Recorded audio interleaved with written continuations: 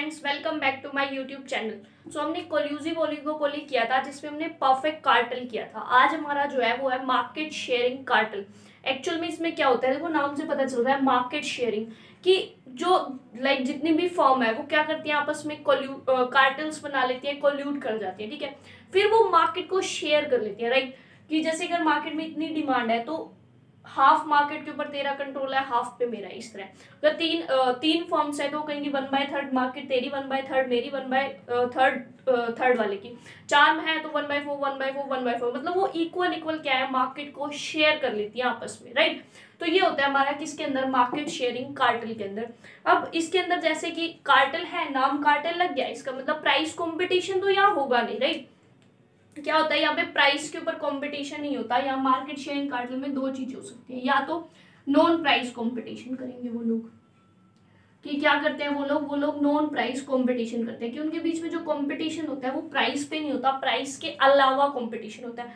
अलावा in the sense advertisement cost या कोई और सेलिंग कॉस्ट, जैसे सेलिंग कॉस्ट के अंदर एडवर्टीजमेंट भी आती है या फ्री सैंपल दे देना या और कुछ करना। ठीक है, ऐसा जिससे कि सेल ज्यादा से ज्यादा हो।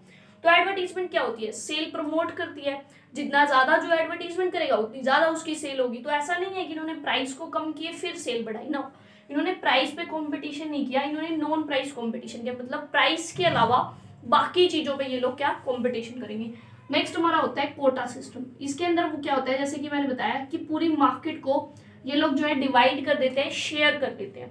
कि अगर दो फॉर्म्स है तो वो हाफ ऑफ मार्केट शेयर कर लेंगी, तीन फॉर्म है तो 1/3 1/3 1/3 कर लेंगी, चार फॉर्म है तो 1/4 1/4 1/4 क्या है, आपस में मार्केट शेयर कर लेती है। फाइन, अब बात अगर करें हम इसके अजम्पशंस की, तो मार्केट शेयरिंग कार्टेल के अंदर कौन कौन सी अजम्पशंस होती हैं।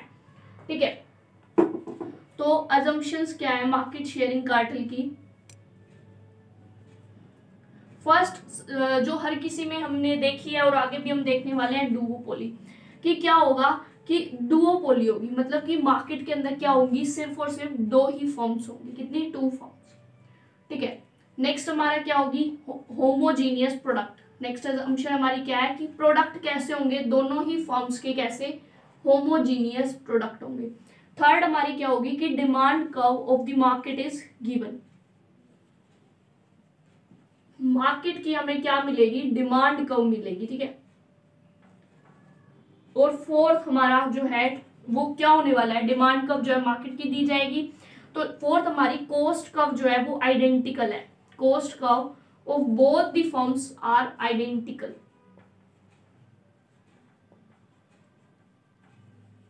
कि दोनों ही की जो कॉस्ट कर्व होंगी, दोनों की जो कॉस्ट आ रही है प्रोडक्ट को बनाने में वो कैसी है, आइडेंटिकल है। दो फॉर्म्स है, होमोजीनियस प्रोडक्ट है, और डिमांड कर्व जो है वो मार्केट की गिवन है। पर्टिकुलर फॉर्म ए की कितनी डिमांड है वो गिवन नहीं है, पूरी मार्केट की डिमांड गिवन है। ठीक है, फिर अब मार्केट जब शेयर होगी दोनों में हाफ हाफ, तो दोनों में हाफ हाफ डिमांड हो जाएगी। राइट, तो ये होती है हमारी कुछ अजम्पशंस। अगर हम बात करें इसको मॉडल को, अगर हम डायग्राम के थ्रू अगर समझने की बात करें तो पहले हम देखो डायग्राम बना लेते हैं। राइट, तो डायग्राम हमारा समवट कैसा बनने वाला है,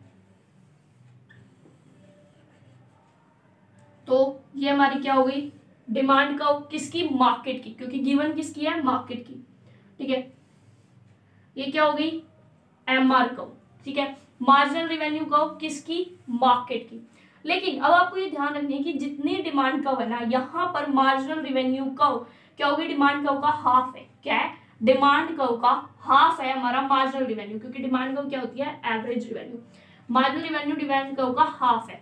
अब मैंने क्या बताया, मार्केट शेयरिंग कार्टेल के अंदर पूरी डिमांड को दो हिस्सों में बांटा जाएगा, क्योंकि दो फॉर्म्स हमने ली हैं। तो जब पूरी डिमांड को दो हिस्सों में बांटा जाएगा तो ये जो एमआर है ये क्या है, पूरी डिमांड का हाफ ही तो है। तो मतलब कि ये क्या हुई, ये डिमांड कब हुई, फॉर्म ए की, फॉर्म ए ले लेता हूँ। ठीक है, फॉर्म ए की क्या हुई, डिमांड कब।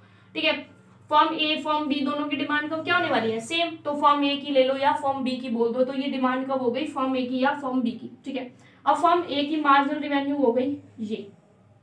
ठीक है, अब हमको अपना क्या बताना है, हमको जस्ट एक ना इक्विलिब्रियम बताना है। ठीक है, तो ये सपोज मैंने ले लिया, ये प्राइस जो है मार्केट के अंदर डिसाइड होगा। ठीक है, देखो वैसे तो ये डायग्राम हम प्राइस से नहीं बनाएंगे, हम एमआरएमसी से बनाते हैं, लेकिन हमें ये क्या है, प्राइस जो है दोनों में इक्वल डिसाइड होगा, तो इसलिए हम पहले प्राइस ले लेते हैं, इससे डायग्राम हमारा इजीली बन जाता है। ठीक है, तो अगर यहाँ प्राइस डिसाइड होता,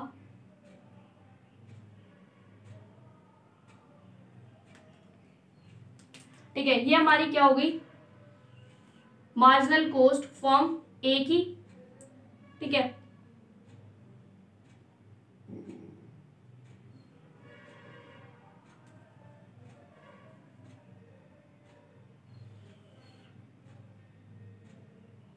ये हमारी क्या होगी, एवरेज कॉस्ट फर्म ए की, ठीक है, और यहाँ पर हमारी हो गई मार्जिनल कॉस्ट दोनों की, मतलब ए प्लस बी, ठीक है।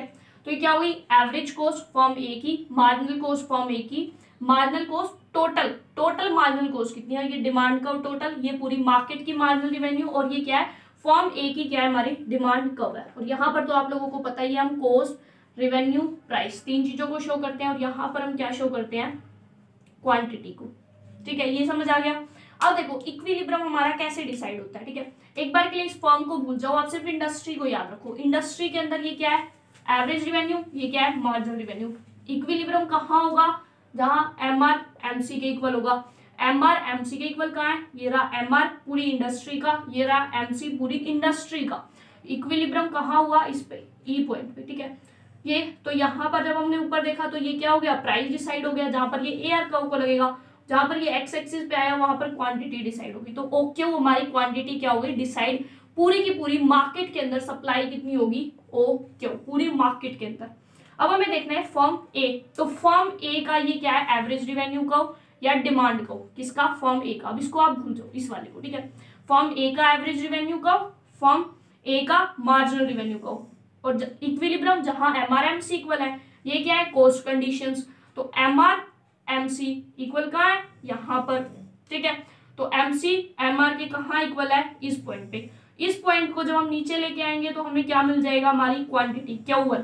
तो हमारी क्वांटिटी क्या होगी, फर्म ए की ओ Q1, और जब इसको ऊपर लेके गए तो हमें प्राइस मिल गया कितना, यही वाला, ठीक है। तो पी, तो ओपी प्राइस, ओ Q1 क्वांटिटी किसकी, फर्म ए की। सो फर्म ए का क्या होगा, ओपी प्राइस हुआ, और ओ Q1 क्या हुई, क्वांटिटी। जबकि पूरी की पूरी